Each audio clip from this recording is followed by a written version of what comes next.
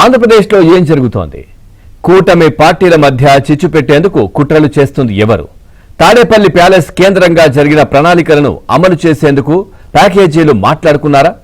మొన్న జడ శ్రవణ్ కుట్రలు తెలిపే ఆడియో బయటకు రాగా తాజాగా ఏపీలో కుల మతాల మధ్య చిచ్చు పెట్టేలా ప్రకాష్ రాజ్, జోసెఫ్ రావణ్ల మధ్య సంభాషణ ఆడియోను మంత్రి కందుల దుర్గేష్ బయటపెట్టడం చర్చనీయాంశమవుతోంది.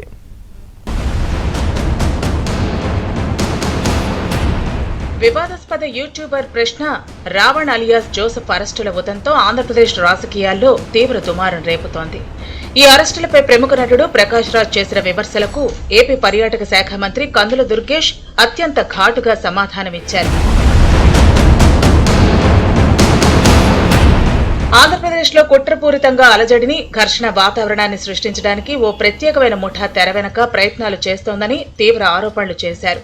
ఈ క్రమంలోనే ప్రకాష్ రాజ్, జోసెఫ్ రావణ్లను సమాజ విద్రోహ శక్తులుగా అభివర్ణించిన మంత్రి అసలు ఆ యూట్యూబర్ తో నటుడికి ఉన్న రహస్య బంధం ఏంటో బహిరంగపరచాలని డిమాండ్ చేశారు. ప్రకాష్ రాజ్ గాని అదేవిధంగా రావణ్ గాని యాంటీ సోషల్ ఎలిమెంట్స్ గా తయారయ్యారనేటువంటి మాట స్పష్టంగా కనబడతా ఉంది. ఈ యాంటీ సోషల్ ఎలిమెంట్స్ ఏ రకంగా ఘర్షణలు రేకెత్తించాలనేటువంటిది ఒక పెద్ద ప్రయత్నం, పెద్ద కుట్ర జరుగుతుంది. అయితే దీనికి వెనక నుంచి నడిపిస్తున్నటువంటి ఆ ప్యాలెస్ లో ఉన్నటువంటి లోగుట్ ఏంటి? అది పెరుమాళ్ళు గిరుక కాదు, ఇప్పుడు ప్రజలందరికీ తెలిసిపోతానే ఉంది. ప్యాలెస్ నుంచి వాళ్ళు సపోర్ట్ చేస్తున్న షెల్ కంపెనీల నుంచి మీకు నెల నెల ఎంత ముడుతుంది, ఎంత డబ్బు ముడితే మీరు ఈ రకంగా మాట్లాడుతూ ఉన్నారు? గత వైసీపీ ప్రభుత్వ పాలనలో రాష్ట్రంలో ఎన్నో అరాచకాలు జరిగాయని, అనేక హిందూ దేవాలయాలపై దాడులు జరిగాయని మంత్రి కందుల దుర్గేష్ గుర్తు చేశారు.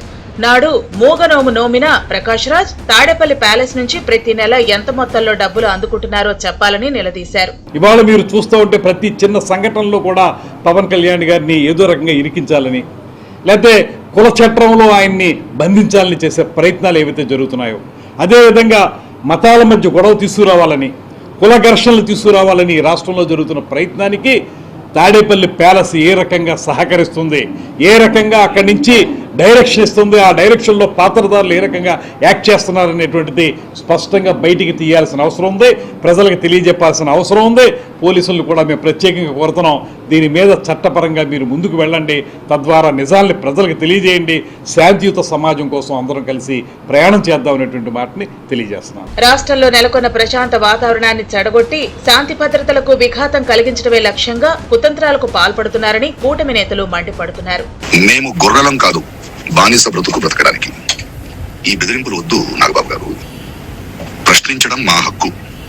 ఏ నాయకుడైనా, నేనే నాయకుడు అనుకున్నవాడైనా సమాధానం ఇవ్వాల్సింది బాధ్యత. అర్థమైందా? Just asking. నిజం సమాధానం చెప్పబోతున్నాను. నిజం తెలుసుకోవాలన్న ప్రజలకి, నిజం తెలుసుకోవాలన్న మీడియా మిత్రుడికి, మరియు కొందరికి అమ్ముడిపోయిన మీడియాకి కూడా. సార్, అది నేను మీకు ఒక లింక్ పంపిస్తాను సార్, ఆ యూట్యూబ్ లింక్. దాని మీద జస్ట్ క్లిక్ చేస్తే డైరెక్ట్ గా యూట్యూబ్ లోకి వెళ్ళిపోయి జాయిన్ అనే ఒక బటన్ చూపిస్తుంది, లైవ్ ని జాయిన్ అవ్వమని. అది క్లిక్ చేస్తే మీరు లైవ్ లోకి వచ్చేస్తారు సార్. ఆ లింక్ నువ్వు మెయిల్ లో పంపిస్తే నేను ఐప్యాడ్ లో ఓపెన్ చేస్తాను, అంతే కదా? లేదా ఫోన్ లోనే ఓపెన్ చేయాలా? That's all I want to know. దానికి ముందు 1 hour ముందు I will talk to you. విధ్వంస పాలన నుంచి అభివృద్ధి వైపు అడుగులేస్తున్న రాష్ట్రంలో అశాంతి సృష్టించేందుకు కుటిల రాజకీయాలు జరుగుతున్నాయన్నారు బొలిశెట్టి శ్రీనివాస్. ప్రశ్నించడం అంటే బూతులు తిట్టడం, వ్యక్తిగత విమర్శలు చేయటం కాదన్నారు. దళితుల హక్కుల కోసం పెట్టారా? పవన్ కళ్యాణ్ గారిని తిట్టమని ఎవరైనా వైసీపీ పార్టీ నాయకులు మీకు డబ్బులు ఇచ్చారా?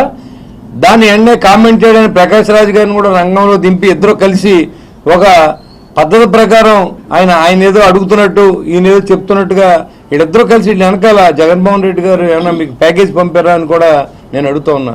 2019 నుంచి 24 వరకు మీ నోట్లో ఏం పెట్టుకున్నారని నేను అడుగుతున్నాను. డిప్యూటీ సీఎం పవన్ కళ్యాణ్ పై అనుచిత వ్యాఖ్యల కేసులో అరెస్ట్ అయిన జోసెఫ్ రావణ్ కు అనకాపల్లి జిల్లా యలమంచిలి కోర్టు బెయిల్ మంజూరు చేసింది.